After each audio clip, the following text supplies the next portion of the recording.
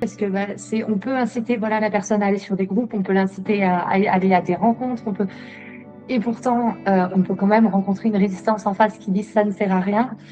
Quand une personne, moi, me dit j'ai tout essayé, j'aime bien lui dire attends, fais-moi la liste de ce que tu as essayé.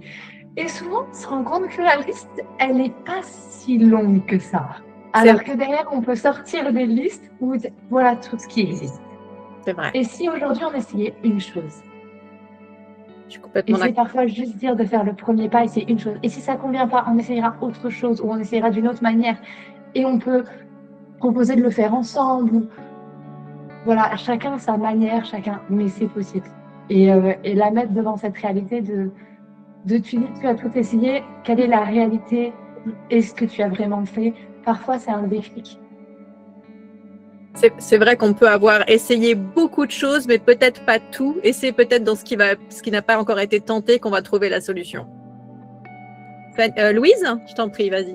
Et simplement, rapidement, je rajouterais que je pense ce côté où on dit, voilà, on a tout testé, etc.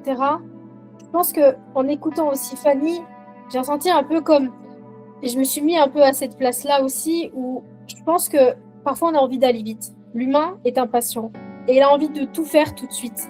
Et je pense que par pression, on peut avoir l'impression justement d'avoir tout fait, alors qu'en fait, il faut juste prendre la chose avec plus de légèreté, faire étape par étape et simplement avoir de l'espoir et prendre le temps surtout.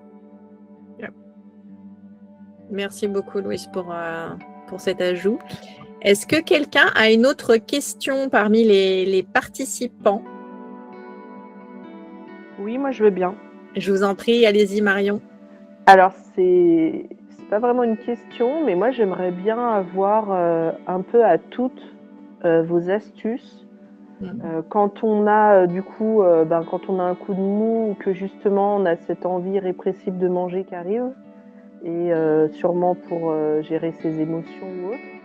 Et voilà, on a souvent des astuces un peu des gens avec qui on discute, mais moi j'aimerais bien avoir à vous toutes comment vous gérez ce moment-là pour justement éviter, peut-être ou pas d'ailleurs, de craquer et de se remplir l'excès. Alors là, je vais commencer parce que ça me fait bondir. Alors merci beaucoup Marion parce que vos phrases, ce sont les phrases que j'ai eues pendant des années. Comment faire pour ne pas craquer? Comment faire pour lutter contre? Comment faire pour résister? Ce ne sont pas les bonnes questions, si je peux me permettre. Ce sont les questions que l'on se pose quand on est dans les TCA. Ce ne sont plus les questions que je me pose aujourd'hui que je suis sortie des TCA, puisque je n'ai plus ni à lutter, ni à résister, ni à ne pas craquer. Je ne travaille pas sur mon comportement alimentaire. Tout ce que j'ai travaillé, je l'ai fait en amont pour mettre dans ma vie des choses qui me plaisaient. Et plus j'ai mis dans ma vie des choses qui me plaisaient et qui me nourrissaient, moins j'avais besoin de faire des crises de boulimie, parce que dans mon cas, c'était des crises de boulimie. Est-ce que vous voyez ce que je veux dire ou pas? Ouais, exactement. C'est un peu ce que vous disiez depuis tout à l'heure, c'est-à-dire que faut pas que tout tourne autour de la nourriture. Mais alors du coup, faut quand même se pousser aussi à rompre des fois la solitude qui peut être très présente quand on est en TCA et faire des activités suivant là où on habite, suivant les moyens, suivant les trucs, pour aussi. C'est aussi le fait qu'il faut se motiver. Il y a beaucoup de motivation à faire quelque chose aussi. C'est-à-dire que des fois, on a ce côté un peu déprimé ou pas d'envie et ça, faut aussi du coup le travailler, quoi. Je vais laisser Sonia répondre. Peut-être qu'elle va pouvoir répondre à ça. Sonia? Alors, en fait, c'est vrai que quand on est en crise, on va dire, moi j'appelle ça les crises de boulimie, où on rentre dans le cercle, dans la boucle, on n'arrive plus à s'arrêter. Et c'est pour ça que j'entends chez Marion un truc et astuce pour pas plonger dans la boucle et se venger sur tout ce qu'il y a dans le frigo et pour faire tout ce que le reste. En fait, c'est vrai que c'est comme pour moi, je l'ai vécu comme une habitude, en fait. Arrivé un moment, tous les soirs, c'était le même rituel. C'était des habitudes qui étaient ancrées et même quand, la journée, parce que oui, faut arrêter de décentraliser sur l'alimentation et cetera, mais quand ça passe en mode habitude, c'est vrai qu'on se laisse entraîner. C'était devenu comme me laver les dents, en fait. Je réfléchissais même plus, je rentrais dans la boucle sans me poser la question et même si je suis assez d'accord, avec Caroline, il faut agir avant. Si je pouvais, enfin vous donner, te donner, Marion, quelque chose que moi j'ai utilisé, quand je voulais sortir de cette boucle, pardon, c'est de casser l'habitude. En fait, c'est de se dire: «OK, je rentre chez moi, je fais ça machinalement». J'avais toujours les mêmes gestes et toujours les mêmes, oui, les mêmes habitudes pour rentrer dans cette boucle. Eh bien, j'ai commencé par casser ça. C'est-à-dire que, au lieu, de manger à telle heure précise, j'ai décalé. Au lieu, de mettre telle chose, à la télé, parce que moi, en fait, je regardais la télé, j'allumais la télé, je faisais toujours les mêmes gestes. En fait, j'essayais de casser les habitudes, essayer de casser la boucle, voire même, parce que j'entends pas faire d'activité et cetera, me mettre dans une série autre, monter, parce que j'étais toujours en bas dans la cuisine, monter dans la salle de bain, me laver les dents. En fait, faire des choses pour casser cette habitude et casser la routine qui s'était installée dans les crises. Ça m'a beaucoup aidé, faire des respirations avant, après et laisser passer le craving, en fait. Le craving, c'est les, allez, 30 secondes qui font qu'on va plonger et c'est aller au-delà de ces 30 secondes et se dire: «Je vais prendre 10 minutes autres», même si c'est que 10 minutes et que je crise après, au moins j'aurais pris 10 minutes et ça sera différent de ce qui s'est passé hier et je pense que c'est, bah, un peu tous les jours comme ça, on essaie de casser ses habitudes, qu'on arrive à sortir de cet engrenage petit à petit et oui, après il faut travailler, sur ce que tu disais Caroline, sur le rapport avec l'alimentation, mais l'habitude est quand même, une sacrément pervers. Mais je te rejoins complètement, Sonia.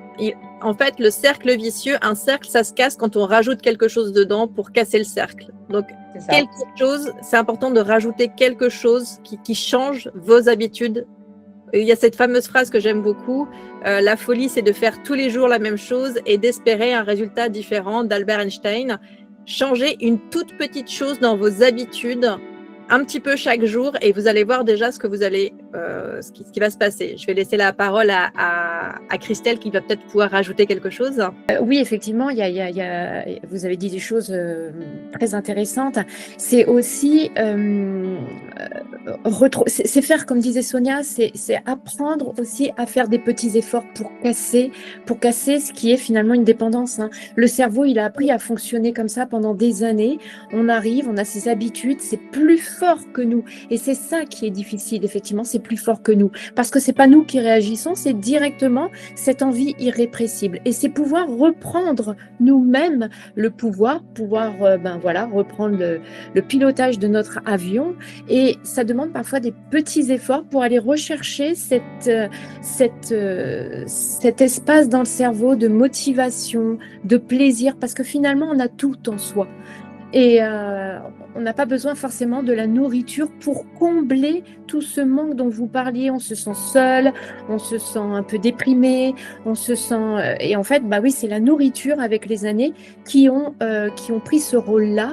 Mais c'est apprendre petit à petit à faire des efforts, à changer cette façon de faire et pour aller rechercher la motivation, le plaisir et se libérer de tout ça. En séance, parfois, on se rend compte que sur de nombreuses séances, on ne parle pas forcément que de nourriture. Il y a plein de choses où on parle aussi quand, comme disait Sonia, quand on arrive et puis qu'on a toujours ce même geste, voilà, je me pose, je respire, je reviens sur l'instant présent et ça s'apprend pour petit à petit laisser partir cette pensée de nourriture et revenir dans le moment instantané. Bien. Merci beaucoup, Christelle. Fanny, tu veux nous dire quelque chose par rapport à ça? Oui, alors moi, par rapport aux crises, alors Marion, on a un peu discuté, donc il me semble que ça ne te concerne pas, mais ça devrait concerner d'autres personnes. La première chose que j'ai envie de dire, vu qu'on parlait du cercle vicieux, c'est la compensation des crises. Plus on compense une crise, plus ça amplifie le cercle. Récupérer un rythme, ça permet déjà que le corps ait ses besoins comblés au niveau physique. Donc, ce qui veut dire que le corps ne va pas en plus jouer contre nous, à nous pousser à aller vers de la nourriture pour sa survie. Donc, la première chose, c'est le rythme. La deuxième chose dont j'aurais aimé parler, c'est effectivement ce qui se passe avant la crise. Alors, on peut ajouter tout ce que vous avez dit. Moi, je suis parfaitement d'accord avec ça, je le travaille aussi. Et parfois, c'est des choses dans la journée, des petites choses simples, que ce soit mettre une pause pour gérer un peu plus sa fatigue. Il peut y avoir, c'est vraiment le global. Et il y a des choses qu'on peut travailler, gérer ses émotions. Enfin, moi, je parle plutôt d'accueil des émotions, ça s'apprend. On peut aussi travailler sur la communication, puisque des fois, les demandes extérieures peuvent nous mettre la pression, que ce soit de la pression au travail ou des choses comme ça. Quand on ne sait pas dire non à une demande, ça s'accumule, à un moment, on va chercher autre part. Donc, je pense vraiment qu'il y a des choses à faire avant la crise. Après, quand la crise est en route, je suis d'accord. De toute façon, l'arrêter, on est dans un automatisme. Donc, c'est plus essayer de mettre juste un petit temps pour l'instant présent. Moi, j'utilisais l'astuce des couleurs avant, des odeurs. Me concentrer sur l'essence pour avoir l'instant présent. C'est-à-dire que j'avais le droit de criser. Mais avant, il fallait que je trouve 3 choses rouges, 2 odeurs autour de moi, 2 sensations physiques. Voilà. Je sais que du coup, Sonia a fait les podcasts, les audios repères pour celles qui ont besoin de ça. Okay. Et pour revenir donc sur ce qui était dit sur rompre la solitude, moi je trouve pas que rompre la solitude on le fasse pour la maladie. Je pense qu'on le fait justement pour ajouter quelque chose à notre vie. Puisque quand il n'y aura plus la maladie, il y aura ce vide. Et c'est ce que tu disais, Caroline, c'est qu'il faut ajouter. Le cerveau ne supporte pas le vide, ne supporte pas le retrait. Pour casser, il faut ajouter. Donc, si on se dit oui, mais bon, après je serai seule, ou qu'est-ce que je vais faire de mes journées, etc., c'est remplir ces journées. Il y a des personnes qui le font seules. Il y a des personnes qui sont très bien seules, qui n'en souffrent pas, il faut le dire. Dans une certaine limite. Voilà. Après, on est tous humains, on est des animaux sociaux quand même. Tout seul, c'est pas possible. Il y en a qui le tolèrent bien, voire qui en ont besoin. Il y en a d'autres qui ne supportent pas cette solitude. Dès qu'on se retrouve seul, on pense à manger ou on essaye de s'occuper. Et dans ces cas-là, c'est essayer de remplir sa vie, mais c'est remplir sa vie pour la suite, pas que pour la maladie. C'est qu'est-ce qu'on a envie de vivre demain. On a envie de se retrouver avec des amis, on a envie... Donc, on va essayer de faire des activités où on va pouvoir rencontrer des gens qui ont les mêmes goûts que nous pour partager des choses. Et quand on parle justement de manque de motivation, des fois, on se dit « je dois être motivé pour faire des choses ». C'est pas totalement vrai. On peut se motiver en commençant l'action, c'est-à-dire se dire « ok, je le fais 2 minutes, si ça me saoule, j'arrête ». Des fois, juste de se lancer, on a la flemme et au final, quand on est pris dedans, on apprécie. C'est l'élan de départ qui est difficile, c'est donner de l'énergie pour faire le premier pas. Après, si ça ne nous plaît pas, on arrête. Si ça nous plaît, on continue. Par exemple, pour marcher, moi j'ai des personnes que je fais aller marcher, notamment après manger pour la culpabilité, etc. Je fais marcher, ça aère, regarder des paysages. Je leur dis toujours, vous marchez, vous faites 3 maisons. Vous en avez marre, vous faites demi-tour. Ça vous fait du bien, on continue. Voilà. Je vois que nous avons une question. Catherine, est-ce que vous avez levé la main? Vous voulez nous dire quelque chose? Je voulais juste ajouter une notion. Je me reconnais dans beaucoup de choses qui sont évoquées sur l'habitude. Alors, moi, je suis plutôt concernée par l'hyperphagie. C'est-à-dire que je mange, en fait, pour combler les émotions. Et je travaille en ce moment avec une thérapeute qui me fait travailler l'alimentation intuitive, c'est-à-dire ne plus suivre des doctrines extérieures comme des régimes, mais mes sensations, etc. Et il y a une notion que j'ai identifiée qui est en fait la peur de quitter ce dont j'ai l'habitude, c'est-à-dire les fameuses habitudes dont parlait Sonia. Même si elles me sont nocives, elles constituent un rituel rassurant. Et l'idée de perdre ce repère-là est plus inquiétante que le fait de guérir, en fait. Absolument. C'est tout à fait vrai. Et c'est pour ça qu'on reste de peur de perdre ce qu'on connaît, en fait. Tout à fait. L'inconnu fait peur, absolument. Et Fanny? Si je peux répondre, c'est souvent parce qu'on est dans la perte. On est dans la peur parce qu'on est dans la perte. On est dans le « je veux arrêter ça ». Si cette habitude, tu commences à la changer en ajoutant un autre élément par-dessus, c'est bête, mais moi, par exemple, à un moment, quand j'ai été accompagnée, quand je faisais des crises, j'ai une crise qui était rituelle le soir. J'avais toujours la même crise. À un moment, on m'a dit « ok, change de pièce ». je faisais mes crises, j'ai fait mes crises dans la salle de bain, je les ai fait dans la chambre. Et rien que le fait que le décor soit différent, c'est pas une habitude. Ça change. Et on peut changer soit ça. Après, on peut changer peut-être le contenu de la crise ou prévoir un aliment où on se dit je crise après avoir mangé ça, en sachant que c'est un aliment qu'on ne mange jamais en crise. Des choses comme ça. Toujours par l'âge. Parce que l'âge fait beaucoup moins peur que le retrait. Ouais, je comprends. Casser l'habitude en ajoutant quelque chose de nouveau et non pas en supprimant. Christelle, tu voulais dire quelque chose?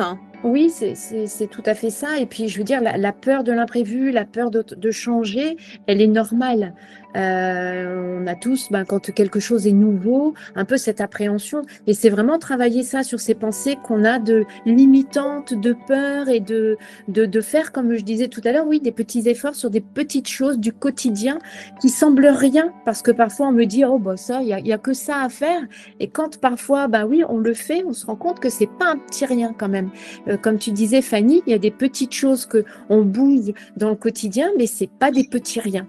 Et quand on bouge ces petits riens, d'un seul coup, on a cette impression d'avoir avancé et c'est très, très chouette dans cette guérison, dans cette avancée vers la guérison. Tout à fait. Et je vois qu'il y a une autre personne qui avait levé la main. Gwen, vous vouliez intervenir par rapport à ça? Ou alors, peut-être, si vous avez... Oui. J'aurais aimé dire que par exemple, moi actuellement, j'ai pas du tout le droit de faire de sport. Je suis très restreint au niveau de la marche, tout ça. Et je pense que ce que je vais dire, ça peut aussi aider les personnes qui sont en situation, qui mangent quand elles, pour leurs émotions, tout ça. Vu que j'ai pas le droit de faire de sport, je sais que je fais énormément d'activités manuelles pour occuper mon cerveau, pour éviter l'hyperactivité et les pensées qui seraient oui, j'ai mangé ça aujourd'hui, du coup il faut que je compense à côté. Et j'ai beaucoup de mal parce que depuis que je suis sortie d'hospitalisation, je trouve que j'ai pas assez de suivi et malgré le fait que je dise aux médecins que je suis pas assez suivie parce que j'ai un rendez-vous par mois à peu près, et les médecins n'en ont rien à faire et ils prennent pas ça en compte. Tu voulais dire quelque chose par rapport à ça, c'est ça? C'est que je trouve que je sais pas trop comment faire pour avoir un suivi plus régulier parce que c'est compliqué quand on sort de troubles alimentaires. On nous dit que chez nous, il faut retrouver les repères, les sensations, etc. Mais après, derrière, on n'est pas assez suivi et du coup, on a beaucoup de chances de rechute. Toi, tu vis chez ta maman, c'est ça? Oui. Ok. Donc, concrètement, tu es quand même suivie par ta maman, si je dis pas de bêtises. Oui, c'est ça. Ok. Donc, il y a un cadre qui te permet quand même d'avoir des horaires de repas, possibilité de discuter quand on a besoin. Elle peut t'emmener à des activités, voir des gens si nécessaire, c'est ça? Oui, c'est ça. Et c'est plus au niveau, par exemple, de l'aide physique ou de l'aide par rapport aux phobies de certains aliments comme les lipides et tout ça. Les professionnels, normalement, ils sont là pour nous aider, quoi. Alors, les professionnels ne nous aident pas toujours et parfois, c'est important de trouver nos solutions par nous-mêmes. Tu es suivi par un thérapeute ou une personne? Normalement, j'ai une psychiatre qui me suivait déjà pendant mon hospitalisation et c'est resté la même. Ok. Et le suivi, c'est quoi? C'est une fois par mois, une fois par trimestre? Une fois par mois, oui. Ok. N'hésite pas à trouver une personne de l'extérieur, psychologue, coach, thérapeute, qu'importe tant que le feeling passe, qui peut t'accompagner semaine après semaine, parce que moi, j'ai eu besoin d'un suivi hebdomadaire pour me sortir des TCA. J'ai été accompagnée toutes les semaines, c'est-à-dire que j'avais un cadre chez une thérapeute toutes les semaines. Alors, je reprends la parole, je suis la maman. Oui. C'est ce qu'on a demandé au médecin traitant et à la psychiatre. Et on a j'avais pris justement sur la demande d'Éline, ma fille, on a pris des rendez-vous avec un psychiatre extérieur sur Quimper et on a repris un rendez-vous avec la nutritionniste qui s'en occupait quand elle était hospitalisée à Quimper également cet été. Et on a été super mal reçus par le médecin et par la psychiatre de l'hospitalisation qui nous ont interdit formellement de conserver ces rendez-vous. Là, vous êtes dans le cadre de l'hôpital. Est-ce que vous avez pris des gens à l'extérieur qui ne sont pas liés à l'hôpital? Oui, le psychiatre, c'est un psychiatre de ville hein, qui n'a absolument rien à voir avec l'hospitalisation. Et ils vous ont Pardon? Ils vous ont engueulé, c'est ça? Ah, carrément, oui, carrément, en nous disant qu'Éline avait déjà un suivi par l'hôpital qui l'avait hospitalisée sur ces 4 mois et qu'il ne fallait absolument rien faire de notre côté car ça jouerait en sa défaveur, alors qu'elle est en demande, elle, de suivi semaine et que voilà, ce n'est pas suffisant une fois par mois. Tout le monde le fait remarquer parce que depuis sa sortie d'hospitalisation, elle a perdu 3 kilos.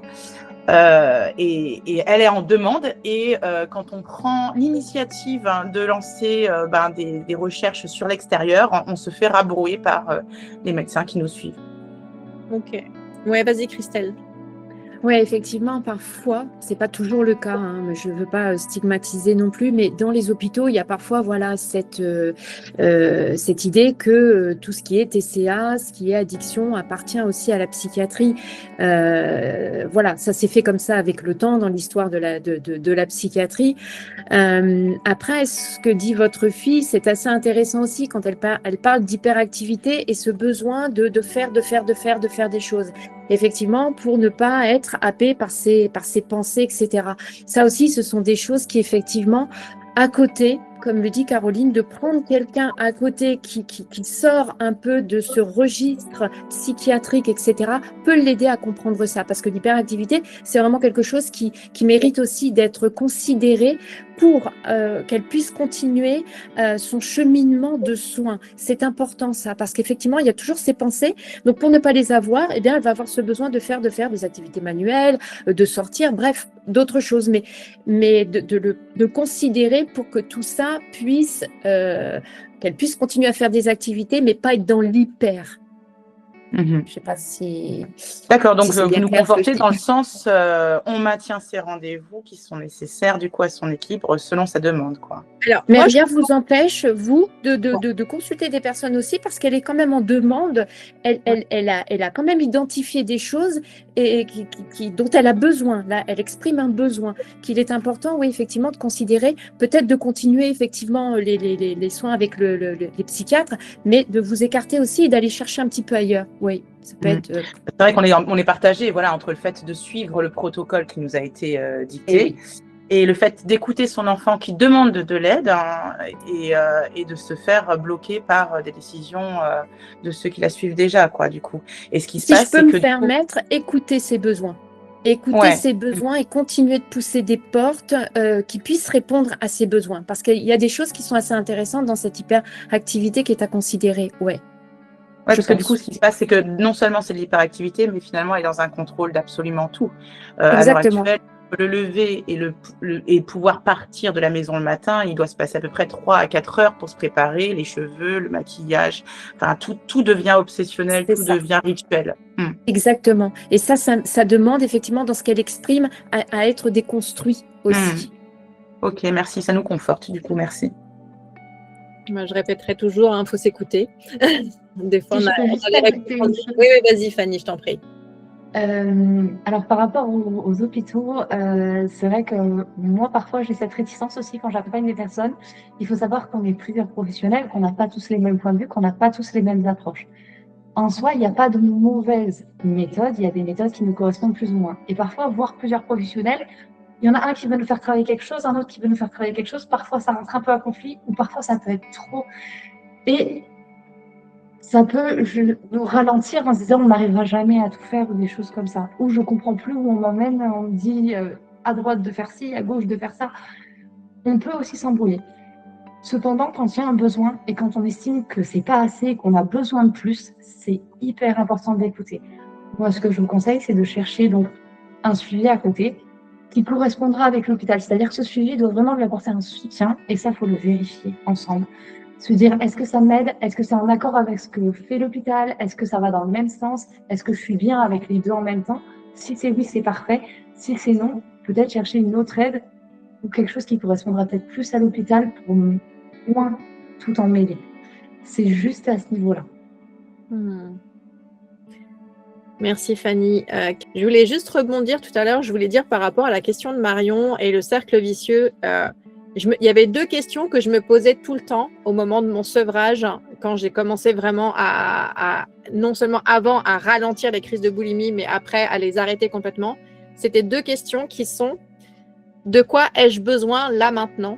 Parce que souvent, la crise de boulimie, elle vient combler un besoin qu'on n'a pas nourri, ou dont on a besoin au moment même. Et sinon, quel besoin je n'ai pas rempli dans ma journée aujourd'hui? Parce que ça peut être un besoin qui n'a pas été rempli de manière antérieure et qui, entre guillemets, crée de la frustration. Et on arrive, souvent, moi c'était en fin de journée, on arrive et il y a la cocotte minute qui explose et pouf, on se venge sur la nourriture. Donc, c'était 2 questions que je me posais très régulièrement. Ça m'a beaucoup aidé.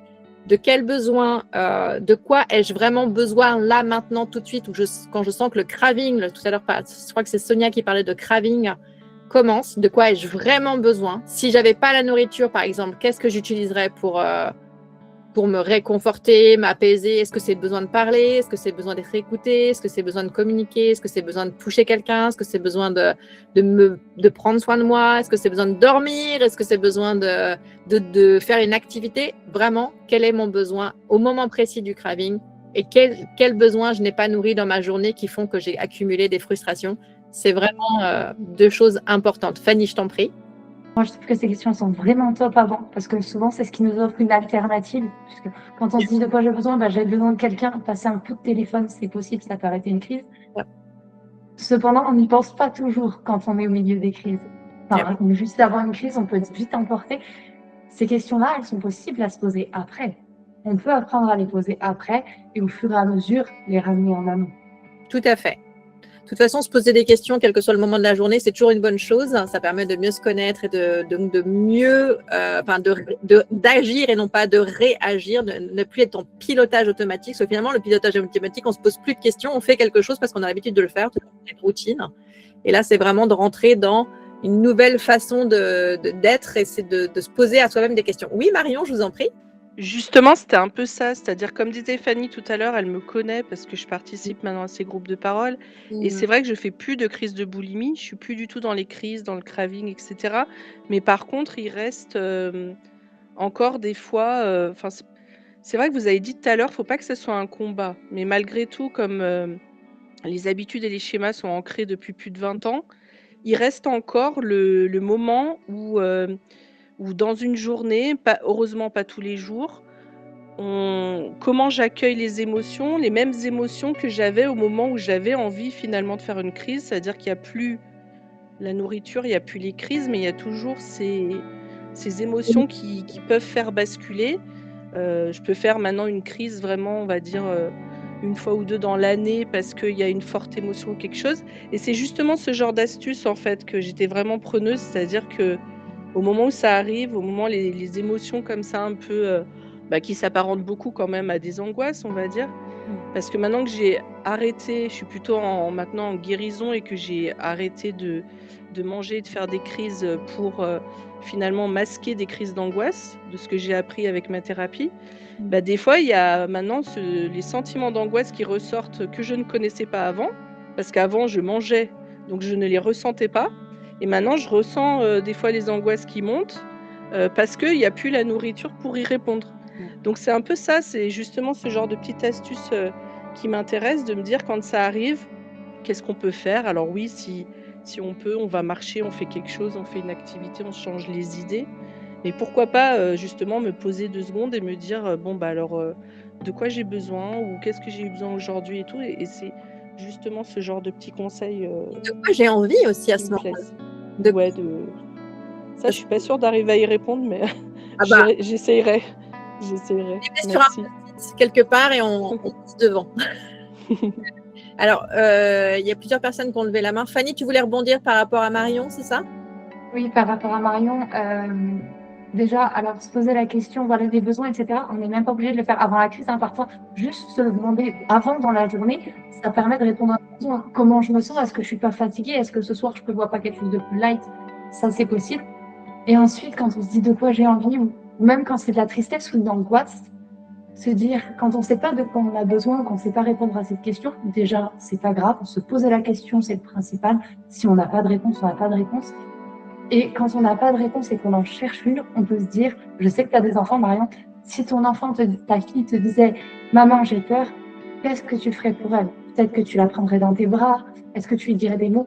Et en projetant du coup quelqu'un d'autre à sa place, des fois on peut trouver des solutions. Et si ce que tu ferais, c'est prendre ta fille dans tes bras, au moment où toi t'angoisses, rien ne t'empêche d'aller voir ta fille et de lui dire, maman, elle aimerait bien un câlin. Est-ce que c'est OK pour toi? Plus apporter les choses. Et parfois, c'est plus simple de projeter les autres que de voir pour nous-mêmes. Yeah. Louise, tu voulais rebondir? Oui, notamment sur le côté où, au moment où on sent la crise arriver, où on a cette envie de faim, je sais que par expérience, au début, les repas familiaux étaient compliqués, dans le sens où évidemment on se sent jugé. Voilà, il y a quand même cette pression constante qu'on peut ressentir. Puis au fur et à mesure du temps, en fait, quand on arrive à un moment donné où on vit seul, où on a la possibilité de choisir le plat qu'on va manger ou la quantité, etc., en fait, on se sent dépassé et un peu hors de contrôle, alors que justement, la maladie fait qu'on est souvent dans le contrôle. Et c'est vrai que pour le coup, de quoi ai-je besoin? Je me la suis beaucoup posée, même encore ces derniers temps, en me disant, voilà, là je sens que je vais craquer et je vais compenser mes émotions avec la journée et même souvent aussi avec les pensées, parce que les pensées jouent énormément là-dessus. Et en fait, trop penser fait que finalement on pense qu'à ça. Et c'est vrai qu'en y réfléchissant, justement, je suis partie du principe que quand il y a quelqu'un avec nous qui va manger avec nous, et justement, ça force un petit peu notre esprit à s'adapter un peu à l'habitude de la personne qui va manger de telle façon. Parce que généralement, comment ça se passe quand on souffre de troubles du comportement alimentaire? On s'isole et on se cache un peu parce qu'on a ce sentiment de culpabilité, on a ce sentiment de honte. Et plusieurs fois, pareil, je me suis retrouvée un peu à me retrouver seule, à manger, à compenser, etc. Jamais sans qu'il y ait quelqu'un à côté. Et c'est ce côté où, quand j'étais en compagnie de quelqu'un qui mangeait aussi, il y avait ce côté un peu rassurant où je savais que j'allais pas dépasser les limites et que ce que j'allais manger allait être raisonnable. Maintenant, évidemment, de quoi ai-je besoin? En fait, on peut tout essayer. On peut essayer de consolider ça, voilà, comme on disait, par une activité, par l'idée, par exemple, de parler à quelqu'un. Si on n'y arrive pas, on peut très bien marcher, on peut... En fait, c'est vrai que les pensées prennent beaucoup sur nos journées et peuvent énormément impacter sur nos actions. Mais justement, il faut savoir un peu déjouer ces pensées-là. Et pourquoi pas, justement, aussi, c'est ce que je conseille souvent à mon entourage, il faut essayer de trouver un projet qui nous passionne, qui fasse que, limite, ça prend plus que l'aspect alimentaire. Parce qu'il ne faut pas oublier que l'alimentaire, en fait, c'est une forme de dépendance. C'est comme les personnes qui souffrent d'alcoolisme. Une addiction, on peut le dire, hein. C'est une addiction. C'est une addiction. Et en fait, c'est une addiction pour combler quelque chose, un manque, comme disait au tout début Caroline. Et c'est là où, en fait, quand on comprend ça, on se dit, ok, très bien. Donc ça veut dire quelle activité je vais mettre en place, je vais remplacer justement pour éviter justement de trop me submerger par l'alimentation. Et c'est souvent le cas parce que je vois Gwen, pour ta fille, pareil, le sport, ça a occupé une bonne partie de ma vie aussi. Et quand ma mère, par exemple, je l'ai vue me prendre mon tapis de sport et me l'interdire, ça a été très, très, très compliqué. Là où, effectivement, ça peut être aussi addictif, le sport, surtout, forcément, on le compense.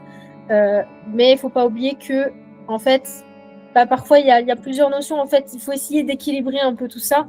On peut faire du sport par plaisir, tout en sachant qu'on peut se limiter en se disant, bon, là, ok, d'accord, j'ai, je sais pas, une sortie avec une amie telle soirée, si j'ai envie d'y aller, pourquoi m'y interdire et remplacer par le sport? Parce que pour moi, le sport, ça occupe toute ma journée, donc il faut que je le fasse.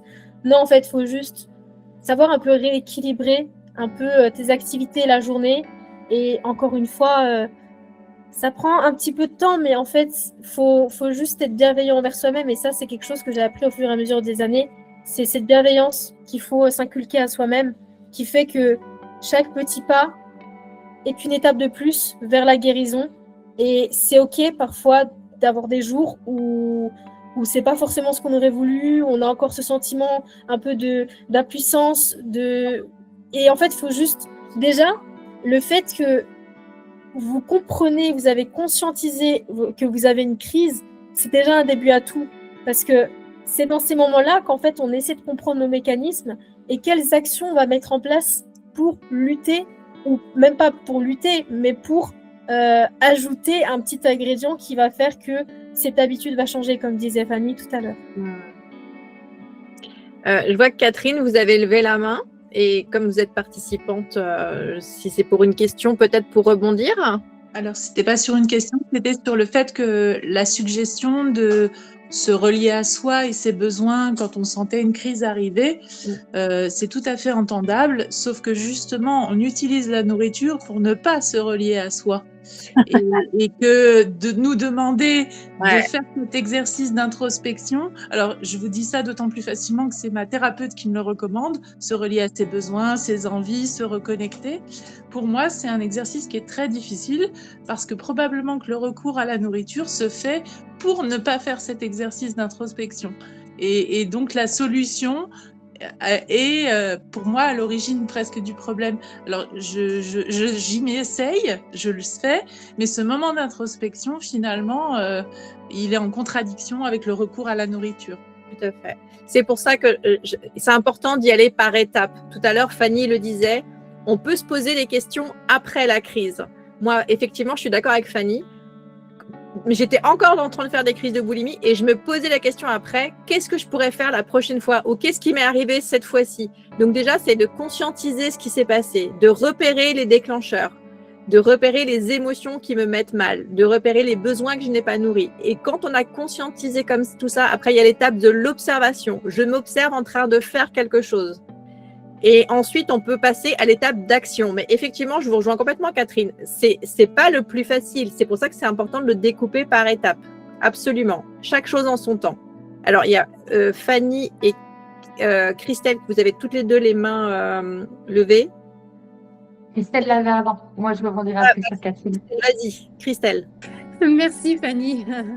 Oui, c'est vrai que quand on est dans les troubles alimentaires, on essaie de combler quoi? Une carence, en général une carence affective. Donc effectivement, ça renvoie aux émotions, ça renvoie aux besoins et à ce besoin de se relier à soi. Et c'est très intéressant, comme tu dis Caroline, c'est par étapes.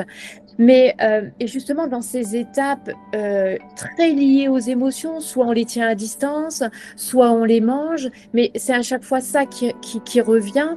Et c'est aussi d'apprendre, oui, à accueillir ces émotions, mais aussi petit à petit à apprendre à les mettre à distance. Parce que de toute façon, les émotions, on ne peut pas faire autrement. On est des êtres humains, les émotions, on en a, c'est juste, ça fait partie de notre humanité. Mais quand elles deviennent, comme tu le disais, Louise, envahissantes, se transforment en pensée, et puis on est envahi complètement, oui, c'est apprendre à mettre de la distance avec. Et je sais que moi, dans mon parcours de guérison, ça a été une étape, oui, libératrice que d'arriver à ces émotions, elles sont là, oui, et j'ai appris à ne pas être envahi par ces émotions. Et se relier à soi, se relier au corps et apprendre à comprendre ce langage. Déjà, les nommer, ça peut être intéressant. C'est ça, identifier, tout à fait. Qu'est-ce qui m'arrive? Qu'est-ce que je ressens? Où est-ce que je le ressens? Vas-y, Fanny, je t'en prie. C'est ça qui est le plus difficile. Qu'est-ce qui m'arrive à arriver à connecter? C'est justement moi ce que je veux dire. Et c'est pour ça que la première étape, c'est uniquement de se poser déjà la question. On n'a même peut-être pas fait la réponse, hein. Mais c'est se poser la question. Voilà, vas-y, Et il Fanny. est possible de se poser des questions de manière différente, c'est-à-dire si on est peu à l'aise avec ce qu'on ressent ou qu'on est peu habitué à chercher ce qu'on ressent, on peut le faire différemment. On peut se dire, moi j'aime bien utiliser ça parce que moi j'étais un caillou émotionnel. Soit j'explose, soit j'avais rien. Euh, et du coup, moi, un exercice qui m'a aidé, ça a été de me projeter sous forme de météo en se demandant de temps en temps dans la journée, quelle est ma météo émotionnelle? Si là, mes émotions, c'était une météo, quel temps il fait dans ma tête? Est-ce qu'il pleut? Est-ce que c'est la tempête? Est-ce qu'il y a du brouillard? Est-ce qu'il fait beau? Est-ce qu'il y a quelques nuages?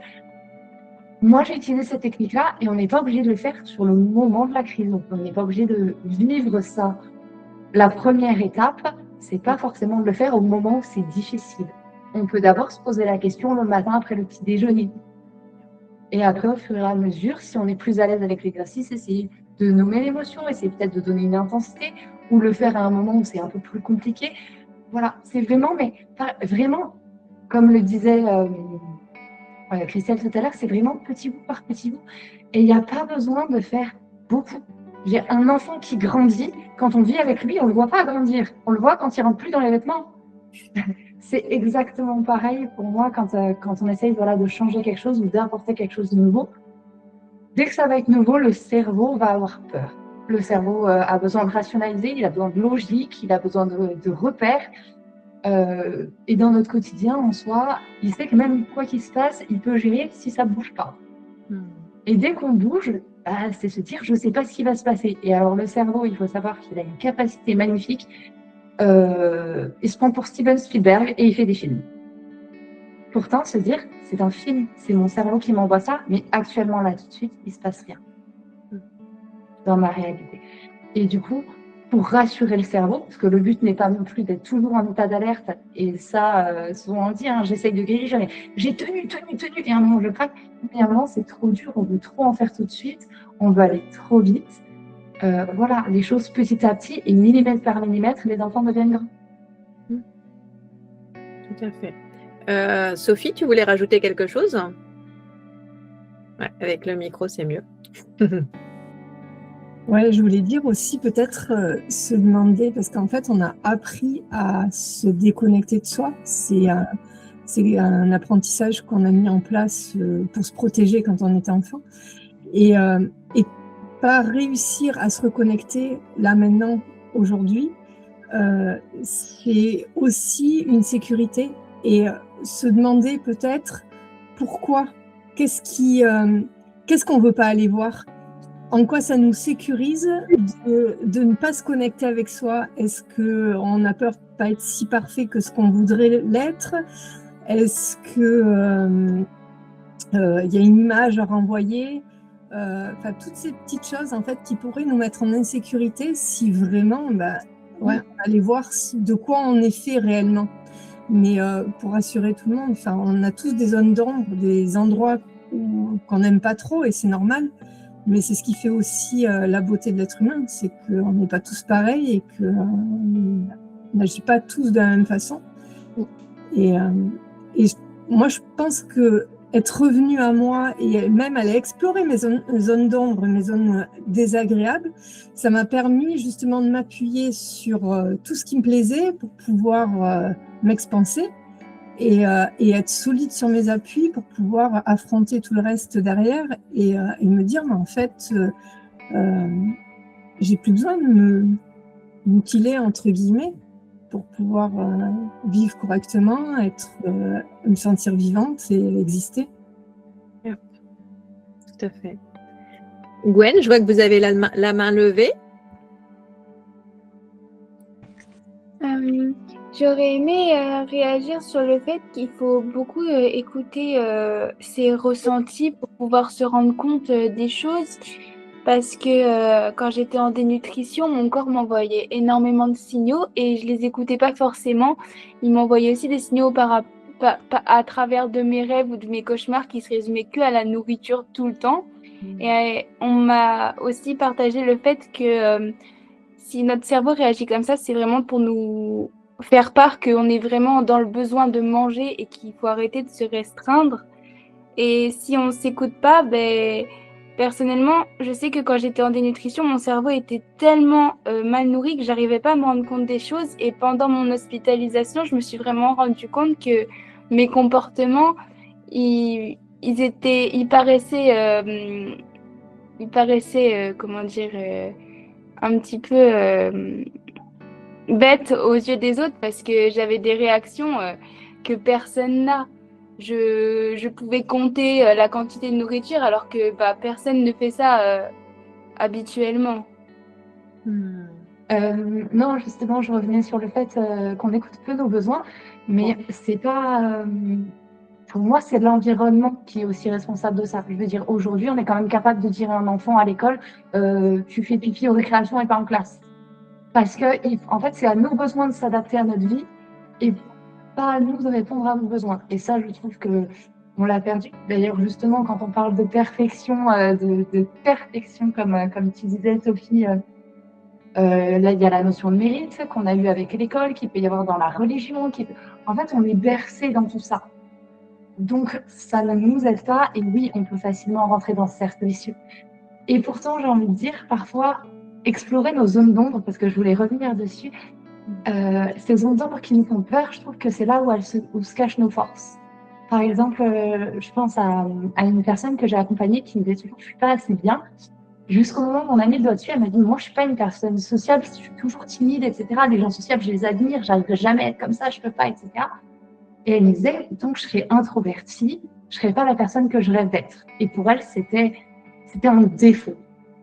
Sauf qu'au final, on a vu que quand il y avait quelqu'un seul dans un événement, c'était la première à aller le voir parce qu'elle était beaucoup plus observatrice, que les gens qui étaient parfois trop sociables pouvaient prendre trop de place et mettre les autres mal à l'aise.